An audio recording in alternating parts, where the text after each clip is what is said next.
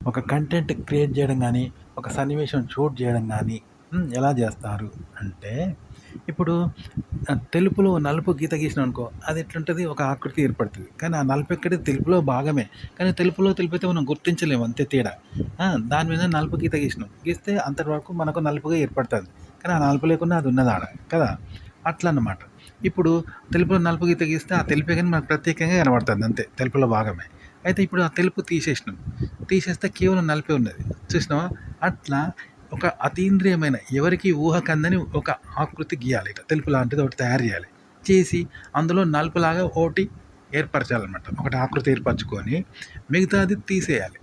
మిగతాది తెలుపును తొలగించేయాలి. చేస్తే మిగిలేది నలుపు. అలా ఆకృతి ఏర్పడుతుంది. ఈ ఆకృతి ఎక్కడిది అంటే అది ఊహకందింది. ఈ ఆకృతి ఊహకందింది.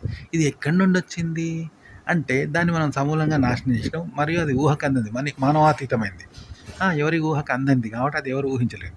దాని నుండి వచ్చిందే ఇది. దాన్ని స్మాష్ చేస్తే నలుపు గీత గీసినాం కదా! దానిలో ఆకృతికి దానిలో ఒక భాగానికి ఆకృతినిచ్చినాం నలుపు గీత గీసి. కాబట్టి ఇది పుట్టింది. కానీ ఇది కూడా ఊహకు అందింది. కాబట్టి దీని మాతృకేందనేది ఎవరు గుర్తుపట్టలేరు.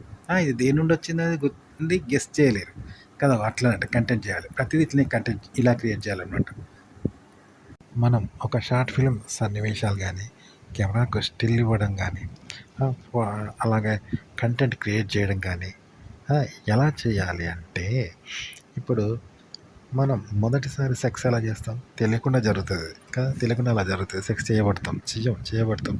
అందులో బాగుపడితే సెక్స్ అనేది అప్పుడు తెలుస్తుంది. రెండోసారి కావాలని చేస్తారు ఇక అలాగా.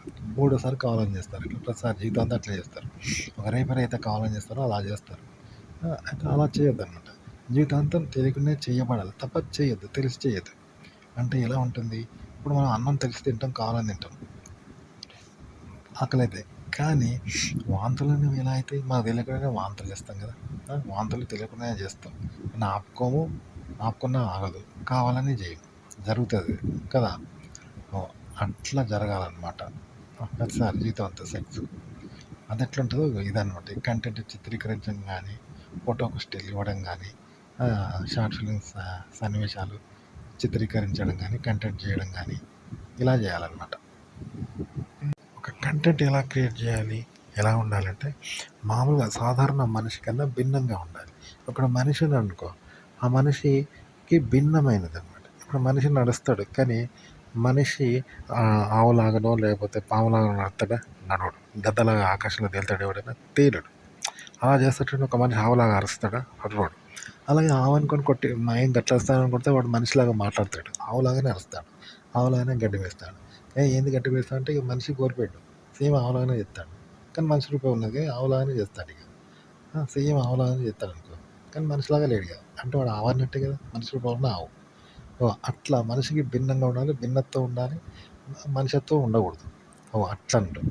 రాసే విధానము, మాట్లాడము, ఆలోచన అన్నీ దాంట్లో కంటెంట్లో మనిషత్వం ఉండకుండా మనిషికి భిన్నంగా ఉండాలన్నమాట. భిన్నత్వం ఉండాలి. అది కంటెంట్ అనమాట. అది చేయొచ్చు. అంటే సినిమాలలో మంచిగా కనిపించే ఏడుపు, నవ్వు, జోకరు, కామెడియను ఇవన్నీ కూడా మనిషత్వంలో ఉన్న అది మనిషత్వం లేని భిన్నత్వం అన్నమాట అది. అట్లని పశువులాగా, జంతువులాగా కాకుండా మనిషత్వం కాని మనిషత్వం అది. ఏడవడము, నవ్వడము, భయపడము, పారిపోవడము, హీరోయిన్ ఎవడో రేప్ చేస్తే వస్తే భయపడడం, దాన్ని ఎవడో రేప్ చేయడానికి రావడము, అవన్నీ కూడా మనిషత్వానికి భిన్నమైన మనిషత్వాలవి. అంటే మనిషత్వం కాని భిన్నత్వాలవి. మనుషులే చేస్తారు. అట్లా ఆలోచిస్తే అట్లా భ్రమ కల్పిస్తే అట్లా భ్రమపడి అట్లా ఆలోచించి అట్లా అనుభవం పొంది అదే అనుభవంతో వ్యవహరిస్తే అది మనిషత్వానికి భిన్నత్వంగా ఉంటుందన్నమాట. మనిషత్వం ఉండకూడదు మళ్ళీ అందులో. అదనమాట కంటెంట్ చెప్పడం, మేకింగ్ చేయడం అంటే. ఒక కంటెంట్ ఎలా సృష్టించాలంటే మనము అనేది ఉండద్దు అందులో. సృష్టించిన కంటెంట్, మాట్లాడే కంటెంట్, ఆలోచించే కంటెంట్, భావాలలో మనము అనేది ఉండదు. అంటే ఇప్పుడు కొండ ఉన్నది, పెద్ద కొండ ఉన్నది. దాని కింద ఎలక ఉన్నది అనుకో. ఎలక మీద కొండను పడేసినాం అనుకో ఎట్లుంటుంది? చితుకుపోయి చచ్చిపోతుంది కానీ కొండను ఎలక మోస్తుందా? మనమే 200 బస్తాల బియ్యం బస్తా అయితే మనం మోస్తామా? మొయ్యలేం కదా! అట్లా అన్నట్టు. కాబట్టి ఆ బియ్యం బస్తాను మనం మొయ్యలేం కదా! అట్లా మనం ఎలక లాంటి వాళ్ళం. మన మీద కొండంత బరువు పడ్డది ఇప్పుడు. అప్పుడు ఎట్లుంటే మనం చితికిపోతాం కానీ మొయ్యలేం కదా! కంటెంట్ ఆ కొండ లాంటిది అన్నట్టు. మనం ఉండకూడదు అందులో. అట్లా ఆలోచన, అనుభూతి ఉండాలి. మనం అనేది మన పోలికలు ఏవి ఉండకూడదు మనిషికి సంబంధించినవి. మనకు అతీతమైనవి, భిన్నమైనవే ఉండాలి. భిన్నంగా ఉండాలి తప్ప మనతో టాలీ అయ్యేటి ఏడ ఉండకూడదు. మనమే ఉండకూడదు అందులో.